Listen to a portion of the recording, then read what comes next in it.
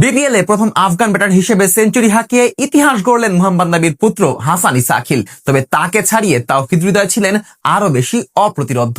নোয়াখালী এক্সপ্রেসের 174 রানের টার্গেটে হেসে খেলে জয় তুলে নিয়েছে রংপুর রাইডার্স। বিপরীতে নিজেদের শেষ ম্যাচেও বাজেভাবে পরাজয় বরণ করতে হলো নবাগত ফ্র্যাঞ্চাইজিটিকে। নোয়াখালীর বিপক্ষে রংপুরের এমন জয় এবং ব্যাটারদের পারফরমেন্স নিয়ে বিস্তারিত জানবো রিপোর্টে। লীগ পর্বের শেষ দিন আজ মাঠে নামে নোয়াখালী এক্সপ্রেস এবং রংপুর রাইডার্স। আসরের আগে নোয়াখালীকে নিয়ে বড় প্রত্যাশা থাকলেও মাঠের খেলায় তেমন সুবিধা করতে পারেনি নবাগত ফ্র্যাঞ্চাইজিটি। তবে কথায় আছে, শেষ ভালো যার সব ভালো তার। আর সেই কিঞ্চিত সন্তুষ্টি লাভের আশায় আজ মাঠে নামে তারা। একইভাবে রংপুরের একাদশও ছিল বেশ কিছু পরিবর্তন। নিজেদের শেষ ম্যাচে টস হেরে আগে ব্যাট করতে নেমে শুরুটা ভালোই করেছিল নোয়াখালী এক্সপ্রেস।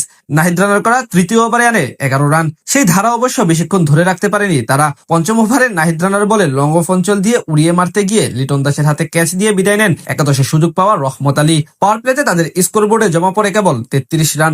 আজ শুরু থেকে ধীরগতির ছিলেন হাসান ইসা আখিল। এদিকে এদিন 3 নম্বরে প্রমোশন পেয়েছিলেন জাকের আলী অনিক, কিন্তু কাজের কাজ কিছুই করতে পারেননি তিনি। আলিসাল ইসলামের ক্যারাম ডেলিভারিতে ডিরেক্ট বোল্ড হয়ে ফেরত যান মাত্র 3 রান করে এই ব্যাটার। সেখান থেকে নোয়াখালীর হাল ধরেন অধিনায়ক হায়দার আলী এবং হাসান ইসা আখিল। 13তম ওভারে 50 বলে আসলে নিজের দ্বিতীয় 50 পূরণ করেন ইসা আখিল।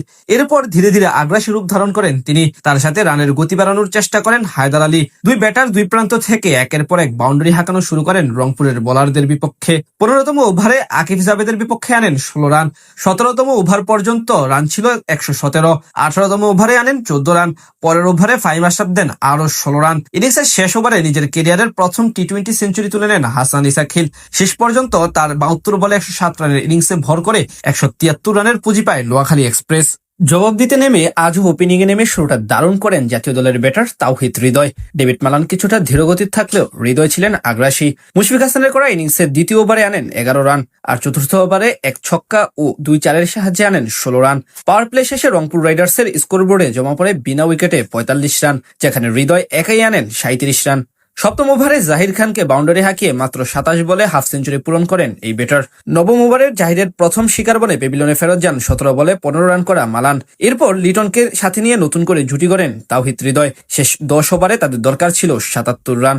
সেখান থেকে ধীরে ধীরে হাত খুলে খেলতে থাকেন লিটন দাস। অন্যদিকে হৃদয় ছোটেন নিজের ক্যারিয়ারের দ্বিতীয় সেঞ্চুরির পথে। 16তম ওভারে সৌম্য সরকারকে এক ছক্কা ও 2 চার হাঁকিয়ে মোট 18 রান আনেন এই দুইজন। পরের ওভারে সেই কাঙ্ক্ষিত সেঞ্চুরি তুলে নেন হৃদয়। আর তার সেই ইনিংসের কাছে মূল্যহীন হয়ে পড়ে হাসান ইসা আখিলের শতক। অর্থাৎ শেষ পর্যন্ত জয় তুলে নেয় রংপুর রাইডার্স। বিপরীতে পরাজয় দিয়ে টুর্নামেন্ট শেষ করল নোয়াখালী এক্সপ্রেস। আসরের আগে নোয়াখালীকে নিয়ে বড় প্রত্যাশা থাকলেও মাঠের খেলায় তেমন সুবিধা করতে পারেনি নবাগত ফ্র্যাঞ্চাইজিটি।